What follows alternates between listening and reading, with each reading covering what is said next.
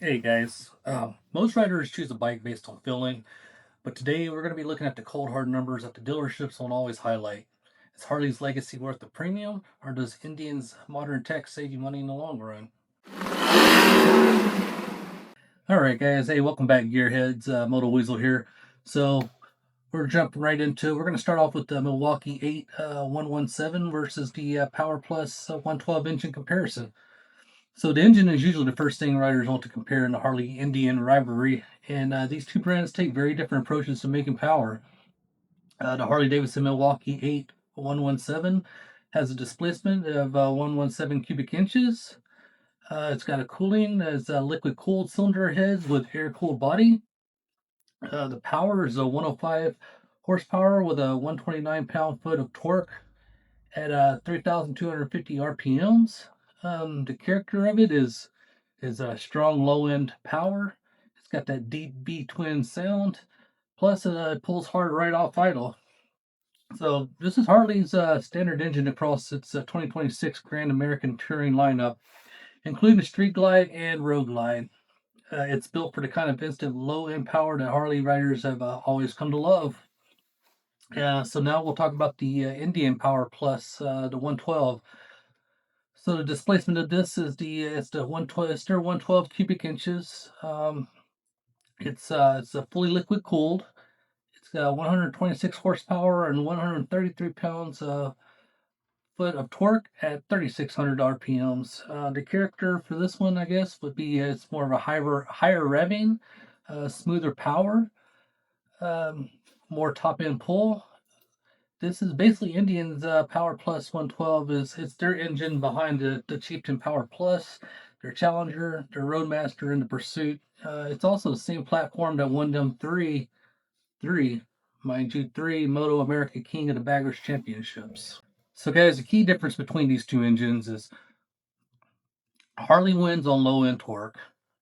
It hits its peak torque at 3,250 RPMs, which gives it that instant punch from the stop. Of course, Indian wins on horsepower because the Power Plus 112 puts out 126 horsepower compared to about 105 horsepower from the Milwaukee-Eight 117.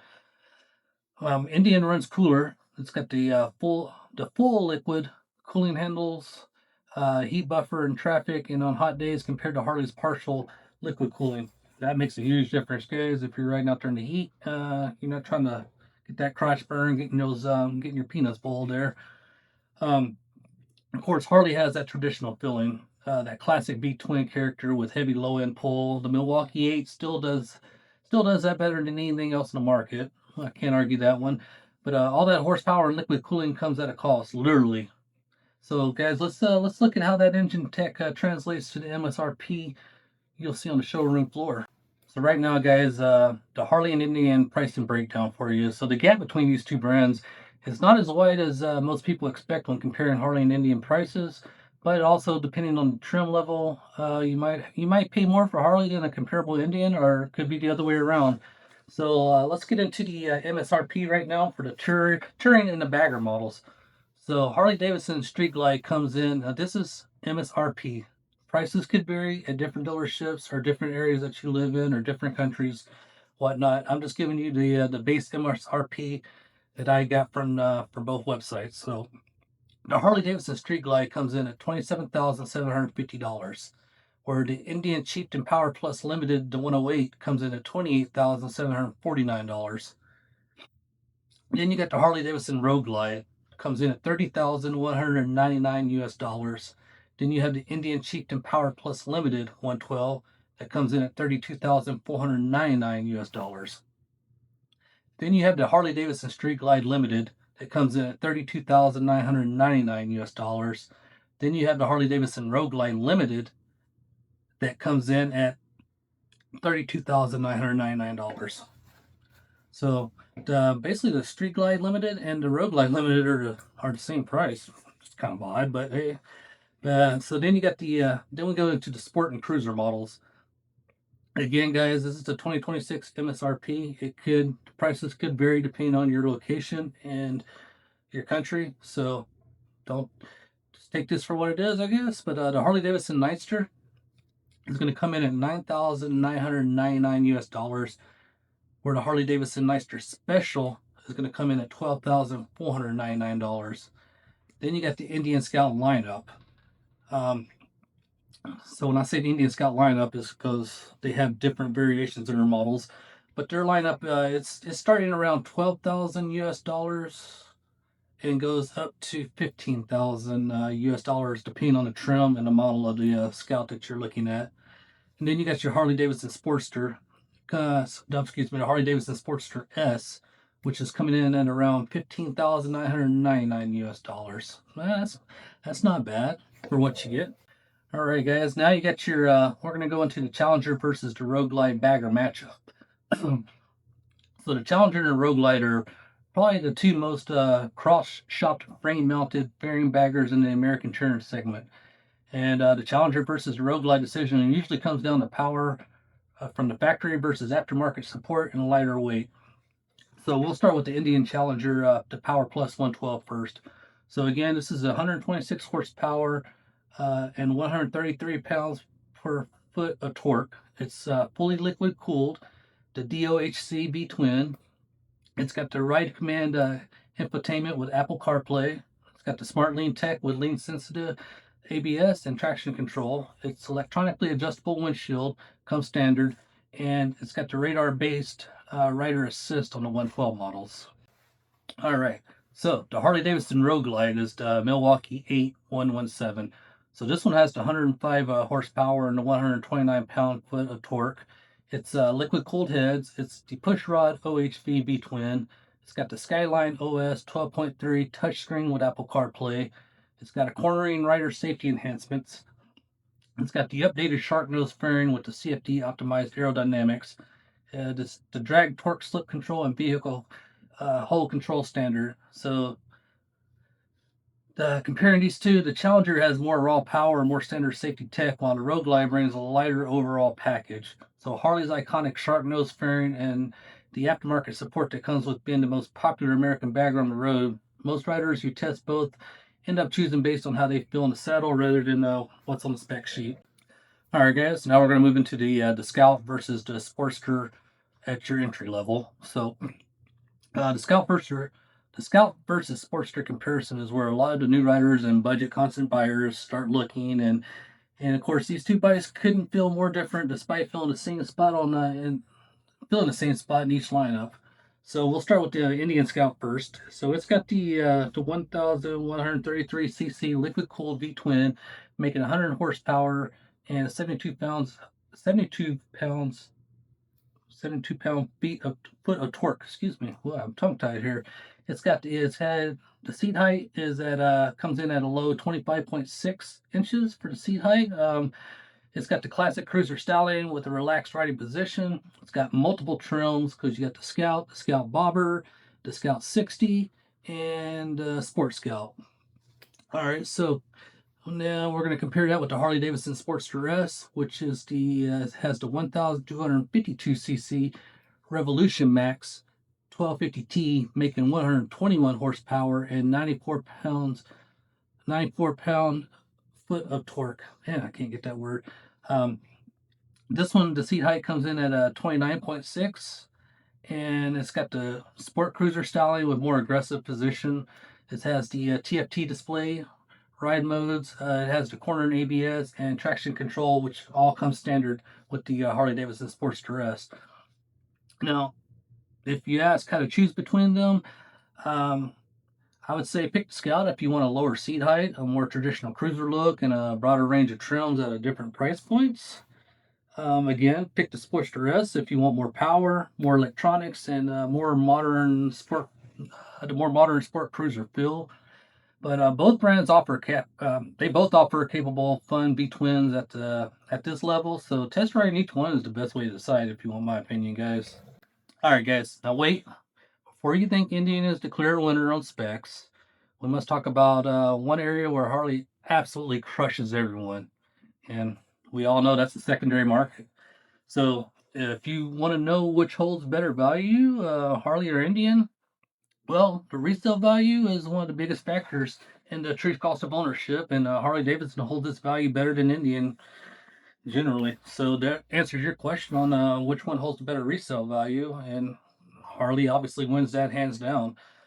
So again, why Harley wins on the resale value is going to boil down to has a bigger buyer pool, more riders in the market for used Harleys means more demand and stronger prices. Has that cultural brand status. You know, Harleys carry a lifestyle premium that holds up on the used market. Their aftermarket ecosystem, they do have a massive parts accessories industry around Harley, which keeps used bikes desirable and easy to customize. They're obviously their 120 plus years of continuous production gives buyers that trust that Harley parts and dealer support will always be around long term. Um, Another thing, guys, that boils down to all this is the dealer network and community. This is one that I know I harp on a lot when it comes to Indian. But as far as the dealer network and community, the riding community and dealer support around your bike can make or break the ownership experience. And this is where the gap between these two brands is the widest. And I agree with this wholeheartedly. So when it comes to Harley Davidson, you have over 1,400 HOG, which is the Harley Owners Group chapters worldwide. That is a lot. You have definitely have the extensive dealer network across all 50 states. Harley offers 2 loyalty credit card programs. Oh, they do offer the largest third-party aftermarket parts ecosystem in any motorcycling industry. Um, they hold year-round events, rallies, and organized rides through their local hog chapters, which I think is kind of cool and it builds that camaraderie amongst riders. Whereas Indian Motorcycle, they have the IMRG, which is the Indian Motorcycle Riders Group. It's definitely growing, but it's still much smaller than the hog chapter. Their dealer network has been expanding, but obviously still doesn't match Harley's footprint yet. That's a give me. They do have a strong presence at major events like Sturgis and Daytona Bike Week, so they're out there trying to get their name out there again. Hopefully, the new ownership under Carolwood LP has they said they're committed to a stronger dealer support, so we'll see. Only time will tell. Um, they, from what I read, about 900 employees transitioned with the brand to the new standalone company when Carolwood LP purchased Indian from Polaris. So that leaves Harley's 1,400 plus hog chapters, gives you a built-in riding network everywhere you go. So Indian's IMRG is working to catch up, but it's still not at that level yet. Hey guys, just quick break. If you like what you see and you like what I'm doing, do me a favor and hit that like and subscribe button. It really helps support this channel and it really helps support me to continue making these videos for you guys. I really do enjoy doing this. All right, moving on, guys. Standard features on Harley Davidson versus the Indian Tour bikes. So both brands they both come loaded with tech on their touring bikes, and the overlap is bigger than you might expect. But the real difference in both bikes shows up in the safety features and the cooling systems. So as far as what both brands include standard, the ABS and electronically linked braking system, their traction control, the infotainment with Apple CarPlay, cruise control, LED lighting, hard saddlebags, and a 2-year unlimited mileage warranty. Where now both of these brands, they both of those are standard with both brands, both companies. So there's really no difference in that because they both offer the same. Now where Indian adds more is electronically adjust. They have their electronically adjustable windshield, which is actually pretty convenient. Where Harley's is just a fixed based on all models. Um, They have the Indian offers the blind spot warning, tailgate warning, and rear collision warning on the PowerPlus 112 models. Bike hold control, which if you guys haven't had a chance to test it out, that is badass. It's a game changer. They have a fully liquid cooled engine across all touring models. Where Harley adds more is Harley. They offer the drag torque slip control, which is excellent. The cornering enhancements. They have the vehicle controlled and TPMS on all Grand American Touring models. They have the Skyline OS 12.3 touchscreen with turn-by-turn navigation. Again, to me, that's a game changer for the Harley. They have the selectable ride modes across standard across the lineup. But both brands basically are loaded they load their bikes with the tech at this point. So both brands, both companies, all their bikes are coming loaded with tech now. That's a give me. But the biggest difference is Indian's radar-based rider assistant package on the 112 Power Plus model, which it gives you a clear edge and safety tech for touring riders. So if safety is your top concern, then I think Indian has Harley beat in that area. So if you're wondering which brand you should choose, guys, again, there's no one size fits all answer to the Harley Davidson versus Indian question. It really comes down to what you prioritize as a rider. You might prefer Harley Davidson if you value strong resale value over time. If you enjoy that access to your 1,400 plus hog chapters and the biggest riding community in the motorcycling industry. Um, if you value that classic low end torque and traditional V twin sound, that ooh, I love that sound. Um, Obviously, they do offer the largest aftermarket parts and accessories in the ecosystem, and the stability of the publicly traded 120 plus year old company. So that goes to say a lot for Harley. All right, and then on the other side of the coin with the Indian, you might prefer an Indian motorcycle if you value more horsepower and top end performance from the factory. More standard technology. I'm sorry, more standard safety technology on touring models. Um, a fully liquid cooled engine that handles heat better on long rides, which I value that because if you ride motorcycle, you've been riding for a while, and it's in the summer and you're stuck in traffic, that shit sucks. Um, if you prefer a brand that's entering a new chapter of independence with fresh leadership, um, which is awesome too. Something different from what everyone else on the road is riding. If you're one of those people that you prefer oranges over apples and you want to be a different, then obviously I wouldn't say go with me. I'd say go with a Honda. You don't see very many of them on the road. Um, but anyway, it basically boils down to how a bike feels after 200 miles, how it handles on your favorite road, how comfortable it is when you don't want to stop riding. Um, that's to me, that's what makes the call for most people. So I my biggest advice is, and others may disagree, if you got the money, I'm gonna say go and rent a Harley for a weekend, and then the next weekend go and rent an Indian. And but when you're gonna rent whichever bike that you are interested in looking at buying. And the reason why I say go rent versus just going to the dealership and taking each bike in a real right just in a loop, you're not really going to get a good feel for it because it's just a test ride. So by putting the real miles on both brands, that to me that is where Harley and Indian start to separate themselves. So if you're looking to rent a Harley or an Indian for the weekend, guys, check out RiderShare because they will let you book Harley Davidson rentals and Indian motorcycle rentals, so you can experience each bike in real riding conditions, not just a short dealership loop. Um, just a quick word here. I am not sponsored by any means by RiderShare. RiderShare, if you see this video and you want to sponsor me, I'm not going to turn you down. But guys, I'm not sponsored by RiderShare by any means. I just know that they offer really good deals and really good rates for rentals. So so if you ask me, is Indian better than Harley Davidson? I'm going to say neither brand is objectively better. Obviously, Indian offers more horsepower with their 126 horsepower versus the 105 horsepower on touring models. They're fully liquid cooled engine and more standard safety tech, but Harley, on the other hand, offers stronger resale value.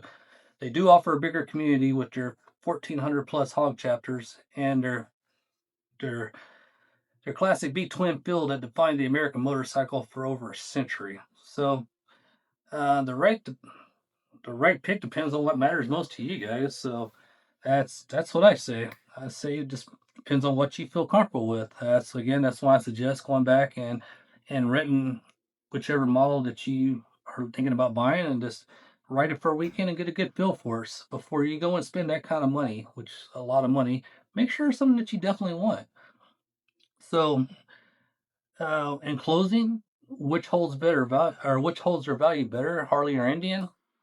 Well, For this, Harley-Davidson. Harley-Davidson is going to win this because it's a stronger brand on the used market, thanks to its larger following, its cultural status, and a massive aftermarket ecosystem that keeps used Harleys in demand.